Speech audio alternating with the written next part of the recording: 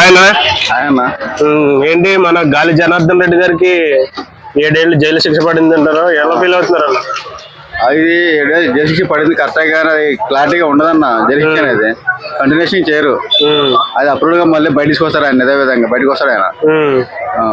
లాలూ ప్రసాద్ యాదవ్ లాలూ ప్రసాద్ యాదవ్ కూడా 7 ఏళ్ళు జైలు శిక్ష పడింది చాలా కుంభకోణంలో. మళ్ళీ బయటకు వచ్చాడు, సీఎం గా పోటీ చేశాడు, సీఎం గా గెలిచాడు, అన్నీ చేశాడు. రైల్వే మంత్రిగా 2000 కోట్లకి నష్టం వాళ్ళ అత్తగారు ఊరికి రైల్వే ట్రాక్ వేసుకున్న అనేసి కేసు ఉంది. దాంట్లో కూడా శిక్ష పడింది 3 సంవత్సరాలు. అది కూడా బయటకు వచ్చాడు, ముఖ్యమంత్రి అయ్యాడు. ఈయన అంతే అవుతాడు అంతే. సో శిక్ష పడినా అసలు శిక్ష పడిన తర్వాత శిక్ష చేసిన వాళ్ళు ఒకళ్ళు చూపిన దేశంలో ఎవరు లేరు. రాజకీయ నాయకులు శిక్ష పడిన తర్వాత దేశంలో చేసిన వాళ్ళు ఎవరు లేరు, శిక్ష పూర్తిగా అనుభవించిన వాళ్ళు. మరి ఎట్లా అన్నా అంతేనా? ఇంకా వాళ్ళు ఏం చేసినా నడుతుందా? అంతే నడిచింది. మరి శ్రీలక్ష్మి లాంటి వాళ్ళు కూడా పాపం ఇరికించి శ్రీలక్ష్మి ఇరికిచ్చారు, సత్యనారాయణ రెడ్డి ఇరికిచ్చారు, అందరు ఇరికిచ్చారు. ఇప్పుడు సత్యనారాయణ రెడ్డి గనుల శాఖ మంత్రి కాంగ్రెస్ లో. సత్యనారాయణ రెడ్డి ఇరికిచ్చారంటే ఆమె పార్టీలో నుంచి ఆమె ఒక అడ్డం పెట్టుకొని ఇరికిచ్చారు. రాజశేఖర రెడ్డి చచ్చిపోయిన తర్వాత ఆమె ఏదో ఆయన గవర్నమెంట్ చేసినట్టుగా రాజశేఖర రెడ్డిని జగన్ ని ఇన్ఫ్లుయెన్స్ చేద్దామని సోనియా గాంధీ ఆ టైంలో చేసింది. తర్వాత ఆమె ఒక్క రోజు కూడా మాట్లాడలేదు వీటి గురించి, కేసుల గురించి. నన్ను నా సొంత పార్టీలో పెట్టారనేసి మాట్లాడలేదు సత్యనారాయణ రెడ్డి కూడా. తర్వాత సత్యనారాయణ రెడ్డి బయటకు వచ్చి టీఆర్ఎస్ లో కలిసిన తర్వాత అప్పుడు మాట్లాడారు, మేము మీ ఆడ మనిషి అనేసి మేము మంత్రి పదవి ఇచ్చాము, కాంగ్రెస్ లో అట్లా పెట్టవచ్చు. ఆమె ఏ రోజు కూడా కాంగ్రెస్ పార్టీ పెట్టిన ఏ రోజు పెట్టలేదు.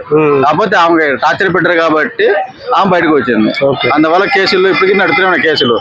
ఆమె కేసులకి వెళ్తుంది కదా ఆల్రెడీ.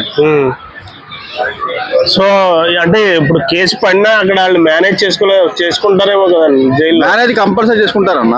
అంతకుముందు బెయిల్కే 100 కోట్లు పెట్టినాడు అన్న. మొత్తం బెయిల్ కోసమే 100 కోట్లు ఖర్చు పెట్టినాడు. ఇప్పుడు శిక్ష పడిందంటే ఉంటుందా మరి? ఎఫెక్ట్ వైఎస్ఆర్సీపీ గవర్నమెంట్ కి ఏమన్నా తగులుతుంది అంటారా?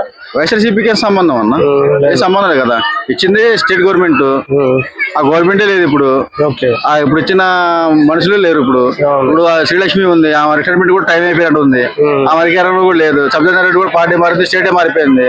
ఇచ్చిన అధికారులు కూడా ఈ పార్టీకి వాళ్ళకి లీజర్కి ఇచ్చిన అధికారులు కూడా ఈ పార్టీకి రిటైర్మెంట్ అయిపోయి ఉంటారు. ఎవరు అరెస్ట్ చేస్తారు? అప్పుడున్న ముఖ్యమంత్రి లేడు, వైఎస్ రాజశేఖర రెడ్డి చనిపోయాడు. ఇప్పుడు ఎవరున్నారు ఇప్పుడు అరెస్ట్ చేయడానికి? సో అది అలా శిక్ష కాదంటారు.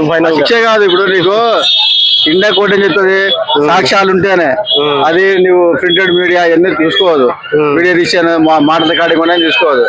నీకు మనుషులు కావాలి. ఇండియాలో చట్ట ప్రకారం ఏంటంటే మనిషి వచ్చి సాక్ష్యం చెప్పాలి. నీకు ఇవ్వాలంటే చెప్పేటోళ్ళు ఎవరున్నారు ఇప్పుడు?